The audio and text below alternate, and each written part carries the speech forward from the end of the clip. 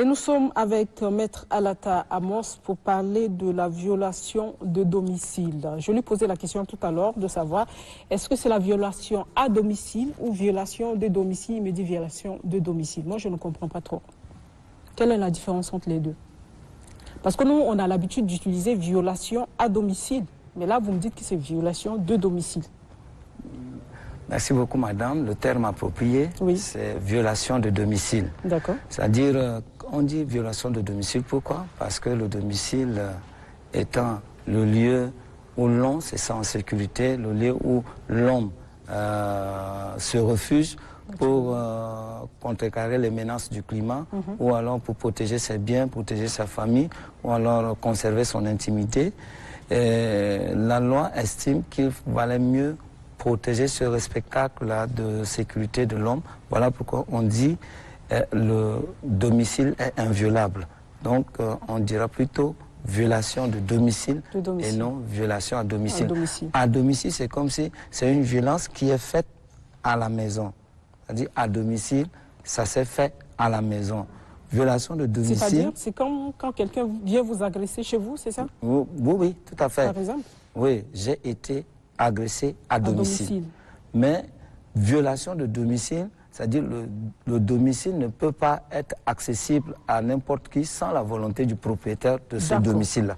Voilà pourquoi quand ce n'est pas dans des conditions prévues par la loi, on dit que vous avez violé le domicile. Et le domicile, c'est une notion purement juridique qu'il faut chercher à connaître. C'est quoi le domicile en réalité? En français simple, on dira que c'est le lieu d'habitation de l'homme. Oui. Et le domicile, il est de deux ordres. Il y a ce qu'on appelle le domicile privé et il y a le domicile professionnel. Je prends par exemple, vous travaillez ici à Télétchad. Télétchad constitue pour vous un domicile professionnel. Oui. Et les locaux de la Télétchad doivent être protégés contre toute violation, tout comme votre lieu d'habitation doit être protégé contre toute violation. Ce que la loi protège, c'est quoi? La loi protège la vie privée. Vous ne pouvez pas entrer chez quelqu'un, le menacer, toucher à son intégrité physique contre sa volonté. Donc c'est le respect de la vie privée. C'est le lieu, le domicile, c'est le lieu de l'intimité en fait. C'est le lieu de l'intimité, c'est le respectacle même de la vie privée, c'est le lieu où l'on se sent en sûreté. Donc la loi est obligée de le protéger. Donc en un mot, le domicile, qu'il soit professionnel ou qu'il soit privé, comme lieu d'habitation, est inviolable. D'accord. Alors maître, pour revenir toujours au lancement de Madi tout à l'heure, toujours est-il que cette expression violation à domicile n'est pas erronée, parce que quand la personne vient vous toucher à votre personne, il vous viole directement. Quand il entre chez vous sans votre accord, il viole votre domicile. C'est bien cela? Oui, tout à fait. Alors, le domicile en question, quels sont ses contours? Il va jusqu'à où? Bon, comme je le disais... Parce qu'il y a la déventure qui est là aussi. Si quelqu'un vient se tenir de l'autre côté de votre porte sans votre aval, durant un certain nombre de temps, vous allez commencer à vous poser des questions. Vous lui demandez de bouger de votre porte. Oui, mais ça, c'est à titre préventif. Parce qu'il est juste là, en face de votre maison. La moindre chose, c'est de lui demander qu'est-ce qui se passe, qu'est-ce qu'il veut. Parce que là, c'est comme, vous allez lui poser la question, est-ce que c'est vous qu'il recherche ou alors pourquoi il s'est placé là? Et s'il ne vous donne pas une réponse convaincante, vous allez tout naturellement lui dire de prendre une distance entre là où il est et votre domicile pour éviter tout danger. Donc ce n'est que normal. D'accord. Mais ce n'est pas une violation. Ce n'est pas encore une violation. Parce qu'il n'est pas entré encore. Oui, tout à fait. Ce n'est pas encore une violation parce que la loi dit quoi? L'article 337 de notre code pénal dit clairement, si vous le permettez, je pourrais le lire pour nos téléspectateurs. Quand vous prenez la loi, désolé, quand vous prenez la loi, je vais paraphraser la loi pour ne pas perturber l'émission. Quand vous prenez la loi, en son article 337, comme je venais tantôt de le dire, il est dit clairement qu'aucun fonctionnaire, aucune autorité administrative, aucune autorité judiciaire, aucun officier de police judiciaire ne peut pénétrer le domicile d'un citoyen sans son consentement, à moins que ce soit des cas où la loi le permet. A prévu. Voilà, donc, vous avez cité, j'étais ailleurs. Aucun fonctionnaire. Un fonctionnaire, d'accord. Aucune autorité administrative. Aucune autorité judiciaire. Je pense que c'est ça qui a retenu mon téléphone. Aucune autorité de police judiciaire, militaire, oui, j'attendais ça. Agent de force de l'ordre, ne peut pénétrer le domicile d'un citoyen sans son consentement, hormis les cas où la loi a prévu. D'accord. Si quelqu'un pénètre votre domicile, fût-il un fonctionnaire, fût-il une autorité administrative, fût-il une autorité judiciaire, sans votre consentement, sans que la loi n'ait prévu cela, il est passible d'une condamnation de 6 jours à 1 année et d'une amende de 50 000 à 500 000 francs. Ça, il s'agit des agents publics, des hauts fonctionnaires et des autorités judiciaires et administratives.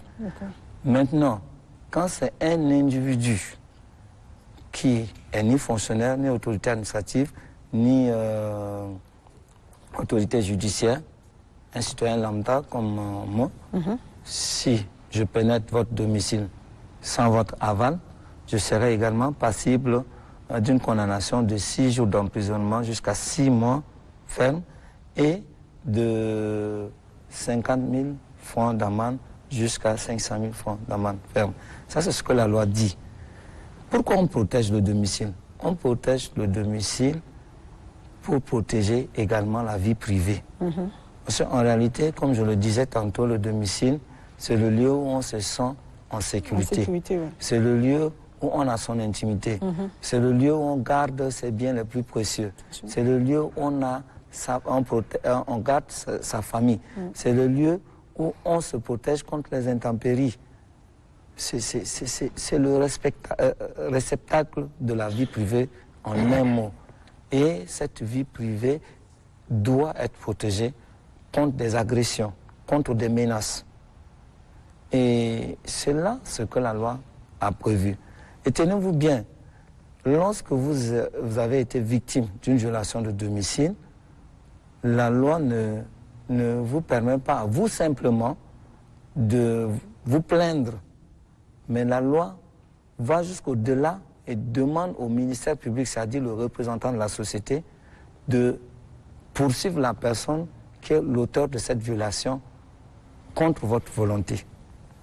Ça veut dire que si je suis un procureur et que je constate qu'un X a violé le domicile d'un Y et qu'on vient de me dénoncer, peu importe que ce Y ne s'est pas plaint, moi en tant que représentant de la société, je dois poursuivre ce monsieur qui vient de violer le domicile. Est-ce que c'est ce qui se fait le plus souvent?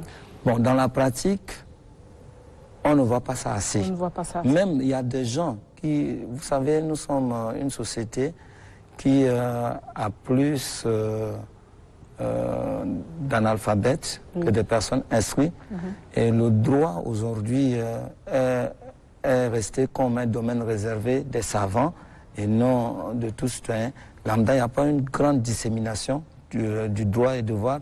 Et c'est ce que vous êtes en train de faire. L'utilité de la rubrique droit et devoir. Nul n'est censé ignorer la loi. Tout à fait, tout à fait. Ouais. Alors que ce n'est qu'une fiction juridique. Nul n'est censé ignorer la loi. Même moi, en tant que juriste de formation, je ne pourrais pas dire que je connais toute la loi. Mais cette fiction juridique est restée telle qu'elle. C'est pour empêcher qu'il y ait de l'arbitraire. Parce qu'on pourrait facilement invoquer que non, je ne suis pas au courant. Et ça permettra à ce que la loi n'ait pas sa force comme voulu.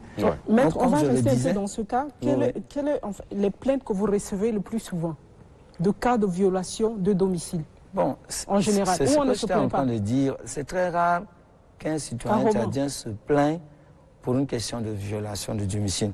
C'est une notion qui n'est pas beaucoup connue de tout le monde. Donc moi, personnellement, dans mon cabinet, je n'en ai pas reçu. Souvent, c'est les agressions physiques C'est les agressions physiques, coups et blessures volontaires, coups et blessures volontaires mortelles et tout ça, mais qui, par contre, fait un concours d'infraction. Si ça se fait à domicile, j'en profite pour dire qu'il y a non seulement coups et blessures volontaires, mais il y a également violation de domicile. Mais je n'ai pas de façon spécifique vu quelqu'un qui est venu se plaindre parce que X a violé son domicile. Pourtant, il y en a tellement ces derniers temps, oui, tout à fait. avec l'actualité et tout. Ah oui, justement, en parlant d'actualité, par exemple, ce qui s'est passé le 20 octobre dernier, on a eu dire qu'il y a des gens qui étaient chez eux, ils sont venus les chercher à la maison, chose qui ne devait pas être faite. C'est ça. Il y a, comme je l'avais dit, l'article 337 dit « hormis les cas prévus par la loi ». Si vous permettez, je vais vous donner les cas prévus par la loi. Les cas prévus par la loi, ce sont les questions de mandat. Il y a des mandats d'amener, par exemple, il y a les mandats de dépôt, il y a les mandats d'arrêt international, il y a les mandats de perquisition. Ce sont là ces cas qui peuvent permettre à ce qu'une autorité judiciaire, administrative ou militaire puisse violer le domicile. Donc dès lors que quelqu'un se pointe devant votre maison et s'il vous dit de le suivre, demandez-lui est-ce qu'il a un mandat. D'accord. Par exemple, un mandat d'amener. Non, vous ne le suivez pas, vous le dénoncez. Il est en violation de domicile, vous devez vous plaindre contre lui. Donc vous voyez à peu près, par exemple le cas de mandat d'amener. À quel moment on peut parler de mandat d'amener? C'est quand vous avez été convoqué une fois, 2 fois, 3 fois, la 3e fois, vous ne venez pas, vous ne répondez pas, vous ne déférez pas toutes ces convocations. Jusqu'à 3 convocations, vous n'avez déféré à aucune convocation. C'est en ce moment que l'officier en charge de votre dossier peut recourir au procureur qui va émettre un mandat d'amener. Donc, ça veut dire quoi? Ça veut dire qu'on vous prend et vous emmène vers l'émetteur de ce mandat qui est le procureur. On ne doit pas vous prendre de votre maison et vous amener dans un poste de police. C'est pas ça le but d'un mandat d'amener. Mais dans la pratique, c'est ce qui se fait. Les commissaires, les OPJ, aujourd'hui, qu'est-ce qu'ils font? Ils vous appellent au téléphone. Monsieur, venez à mon bureau. Vous dites, mais quelle est cette manière de faire? Donnez-moi une convocation avec un accusé de réception et tout. Quand vous résistez, il va rapidement trouver le procureur, il formule un mensonge, le procureur émet un mandat. Et là où le bas blesse, il peut prendre ce mandat un lundi et il va attendre un vendredi à midi pour venir vous choper à votre maison. Comme ça, et il ne vous conduit pas devant le procureur parce qu'il sait que c'est le week-end, c'est la journée courte et que le samedi est non ouvré.